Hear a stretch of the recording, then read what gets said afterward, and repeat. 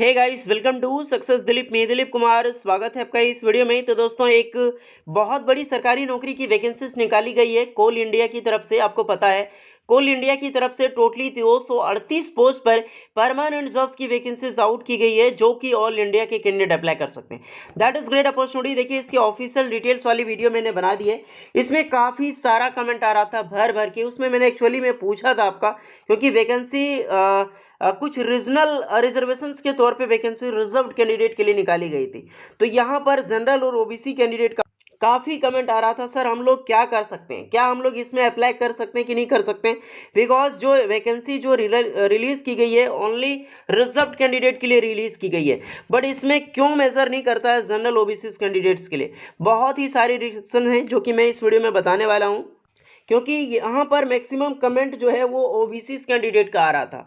Hopefully इसके बारे में चर्चा करेंगे। देखिए गाइस, जो भी कैंडिडेट एलिजिबल है, अगर आप कोल इंडिया का फॉर्म फिलअप कर सकते हैं, जो CCL central coalfield limited Ranchi से वैकेंसीज निकाली गई है, सो प्लीज जरूर अप्लाई करना। एक बहुत बड़ी सरकारी नौकरी है, वो भी कोल इंडिया का सबसे जो फेमस स्टेट है वो झारखंड होता है, चाहे वो बीसीसीएल धनबाद हो या फिर सीसीएल दरभंगा रांची हो। ओके गाइस, सो प्लीज यहाँ पर झारखंड में आपको कोल इंडिया में जॉब्स मिल जाती है, तो लाइफ आपका सेट है।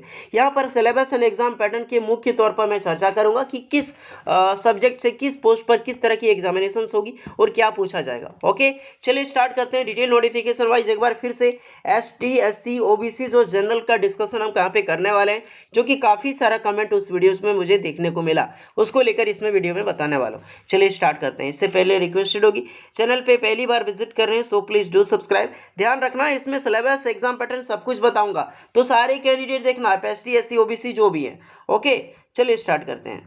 गाइस, पहले बताते हैं जो सबसे ज़्यादा कंट्रोवर्शियल चल रहा है कि वैकेंसी जो रिलीज की गई है वो किसके लिए निकाली गई है, क्योंकि ओबीसी कैंडिडेट में सबके लिए नहीं है, इसीलिए ओबीसी का कैंडिडेट का कमेंट बहुत ज़्यादा वैकेंसीज देखने को मिल रहा है। सबसे पहले देख लो, जो अभी तक नहीं देखे नोटिस, ये एम्प्लॉयमेंट न्यूज़पेपर है, special recruitment drive for ST, SC और ओबीसी कैंडिडेट के लिए निकाली गई है। अब ओबीसी का इसमें क्यों कमेंट आ रहा है, अब मैं इसमें बताता हूँ। देखिए गाइस, ये कोल इंडिया की वैकेंसी सीसीएल निकाली है, और यहाँ पर रिजर्व कैंडिडेट यानी जो जनरल के स्टूडेंट बोल रहे हैं, सर मैं एलिजिबल नहीं हूँ, हम लोग क्यों एलिजिबल नहीं है, क्यों इस तरह से वैकेंसीज रिलीज की जाती है।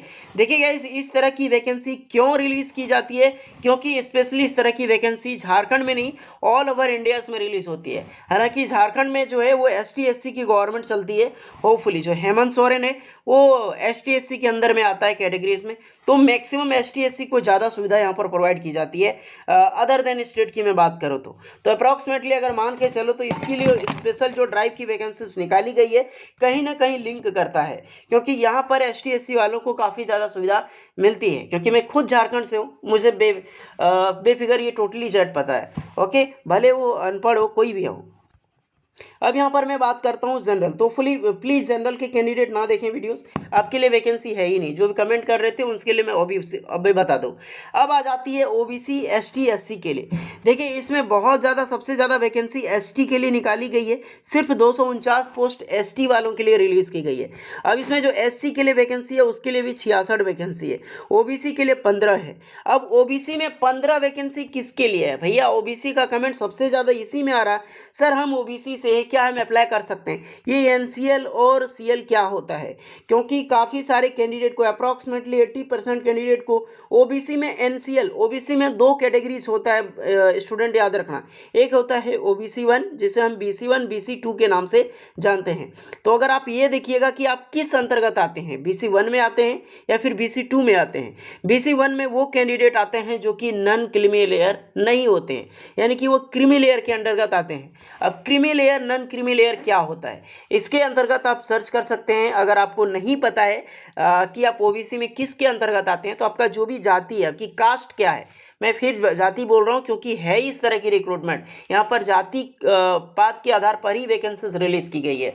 ओके, जो कि इस तरह से कभी रिलीज वैकेंसीज नहीं होनी चाहिए। काफ़ी सारे कैंडिडेट मुझे कमेंट कर रहे थे कि आप एसटी, एससी के घर आके देखिए। भैया वैसी बात नहीं है, एसटी, एससी के घर भी अच्छे हैं, और काफ़ी सारे ऐसे होते हैं जो ओबीसी जनरल के कैंडिडेट भी घर जाके देखिएगा तो रहने और खाने की जगह नहीं है। तो ऐसा कुछ नहीं है, मैं ये कभी नहीं बोल रहा हूँ कि जाति के आधार पे हो, मैं आर्थिक स्थिति के आधार पे आवंटन कर करने बोल रहा हूँ। सो प्लीज़ कभी ना बोलें कि एसटी एससी मेरे घर आके देखे, मैं वो नहीं बोल रहा हूँ यार, समझने की कोशिश करो। मैं बोल रहा हूँ आपकी इनकम के आधार पे रिजर्वेशन दे, ना कि जाति पाति के आधार पे। ओके, मेरी बात को समझने की कोशिश करें। कितने कैंडिडेट सहमत हैं ज़रूर बताएं, रिजर्वेशन खत्म क्यों होनी चाहिए होपफुली।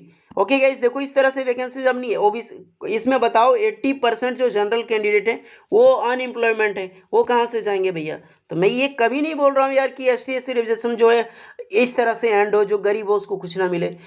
एम्प्लॉयमेंट इनकम के आधार पे रिजर्वेशन मिलनी चाहिए, यानी कि कितना इनकम है उनका सालाना में, कितना टर्नओवर होता है, उसके आधार पे दो यार। जो गरीब है उसको फायदा मिलेगी मिलेगी, चाहे वो किसी भी कास्ट का हो। जो अमीर है चाहे वो एसटी का क्यों ना, उसको नहीं मिलेगी, सीधी सी बात है।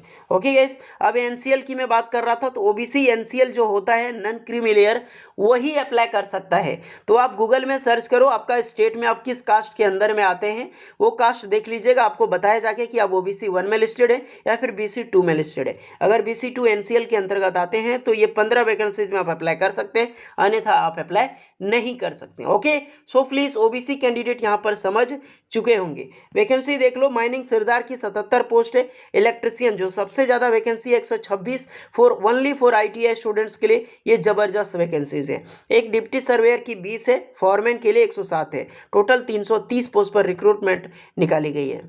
अगर मैंने कहीं 238 पोस्ट बता दिया तो उसके लिए सॉरी, क्योंकि मैंने लोको पायलट का याद आ गया था दिमाग में। ये 330 पोस्ट पर रिक्रूटमेंट है।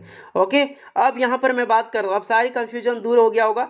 अब यहाँ पर मैं डायरेक्टली बात करने वाला हूँ सिलेबस एंड एग्जाम पैटर्न का, ध्यान से सुनिएगा। देखिए यहाँ पर जो आपका सिलेक्शन होगा वो written exams and trade test के माध्यम से सिलेक्शन होगा। रिटन एग्जाम्स जो होगा वो सीबीटी के माध्यम से होगी, यानी कि कंप्यूटर बेस्ड टेस्ट, टोटली आपका कंप्यूटर पे एग्जाम्स यहाँ पर होने वाली है। अब इसमें से क्या क्या पूछा जाएगा, सबसे पहले वो देखो, सबके लिए सिलेबस दी गई है। Syllabus for the post of mining sirdar, तो माइनिंग सिरदार की जो पोस्टें हैं उसके लिए बुक आता है, आपको पता माइनिंग सिरदार की बुक, या फिर mining regulations, coal mining regulation 2017 के आधार पे आपको यहाँ पर जो बुक जारी होती है उसमें सब कुछ पूछा जाता है। देखो ये चैप्टर 1 प्रिलिमिनरी में क्या क्या पूछा जाएगा, ये आपको यहाँ पर बताई गई है। सबसे पहले रेगुलेशन 1 एंड 2 टोटली, तो रेगुलेशन नंबर कितना से कितना तक आपको पढ़नी है। उसके बाद chapter number 5 duty and responsibility, इसके बारे में ऑफिशियल कमेंडमेंट पर्सन्स वर्कमैन इन टोटली, ये सब टोटली पढ़ना होगा। चैप्टर नंबर 6 रेगुलेशन, तो ये सब से रिलेटेड क्वेश्चन आपको पूछी जाएगी, क्योंकि फुल डिटेल में जानकारी दी गई है। शेड्यूल पर से क्वेश्चन आएगी। माइंस एक्ट 1952 के आधार पे चैप्टर 1 देखो क्या क्या सब कुछ चैप्टर दी गई है, तो ये सब चैप्टर पढ़ के जाना जितने भी कैंडिडेट हैं। नेक्स्ट है डिप्टी सर्वेयर माइनिंग की, तो यहाँ से क्या क्या रेगुलेशन जो पूछी जाती है 17 के आधार पे, duty and responsibility of surveyor, क्या क्या कौन सा सब्जेक्ट होगा, ये सब सब्जेक्ट से आपकी क्वेश्चन यहाँ पर रहने वाली है। उसके बाद for the post assistant foreman, जो इलेक्ट्रिकल की पोस्ट है, यहाँ से आपकी इलेक्ट्रिकल नॉलेज की क्वेश्चन पूछी जाएगी, जो कि आपको बताया गया है, देख सकते हैं, प्रिंसिपल ऑफ इलेक्ट्रिसिटी, इलेक्ट्रिकल मैग्नेटाइजेशंस, यहाँ पर से टोटली। तो काफ़ी सारे सब्जेक्ट के बारे में यहाँ पर जानकारी दी गई है, सब कुछ आपको रीड करनी है, पढ़नी है, तभी आपकी एग्जाम्स यहाँ पर निकलने वाली है यार। देन वार्निंग के बारे में बताया गया, इलेक्ट्रिकल जो इलेक्ट्रिशियन से संबंधित है आईटीआई के स्टूडेंट, बिल्कुल वो भी इस तरह से रिलेटेड क्वेश्चन यहाँ पर बचोगे। सेफ्टी रूल से क्वेश्चन पूछा जाएगा। नेक्स्ट है इलेक्ट्रिशियन, जो कि आईटीआई टेक्नीशियंस की रिक्रूटमेंट है, इसको भी इलेक्ट्रिकल नॉलेज आपको पढ़नी होगी। इलेक्ट्रिकल जो भी आपका थ्योरी पेपर है ना, वो पूरा पढ़ के जाना, जो भी इलेक्ट्रिशियन है ना उसकी थ्योरी पेपर, तो इसमें सब कुछ बताया गया, देख सकते हैं कौन कौन सी चैप्टर से आपको पढ़नी है। इस चैप्टर को देखो, एसी मोटर्स हो गया, एसी सर्किट हो गया, ट्रांसफार्मर हो गया, ये सब सारी चीज़ें आपको पढ़ के जानी है। इसी से रिलेटेड आपको क्वेश्चन यहाँ पर पूछी जाएगी यार, सब कुछ डिटेल में बताई गई है किस किस चैप्टर से आएगी, तो टेंशन मत लेना, यही सबसे क्वेश्चन आपको पूछी जाने वाली है। कुछ जनरल नॉलेज एंड जीके से क्वेश्चन आपकी होगी गाइस। बेसिकली ये माइन से रिलेटेड, इलेक्ट्रिकल अपने ब्रांच से रिलेटेड पढ़ के जाना, क्योंकि उसी से रिलेटेड आपकी क्वेश्चन इसमें पूछी जाने वाली है। तो होपफुली गाइस मैंने आपको बता दी सिलेबस एंड एग्जाम पैटर्न। उसके बाद यहाँ पर जानकारी मैं देने वाला हूँ, ओबीसी की जो डेटा थे, डाउट था वो क्लियर हो गया। जनरल तो अप्लाई नहीं कर सकते हैं, बट ओबीसी वालों का डाउट था वो क्लियर हो चुका है। होपफुली गाइस वीडियो इस पर लगी हो, कुछ एक्स्ट्रा डाउट है तो कमेंट कर दीजिएगा। रिजर्वेशन को लेकर जो भी कहना आप साफ साफ बोल सकते हैं यहाँ पे। ओके, चलिए मिलते हैं नेक्स्ट वीडियो में, तब तक के लिए जय हिंद।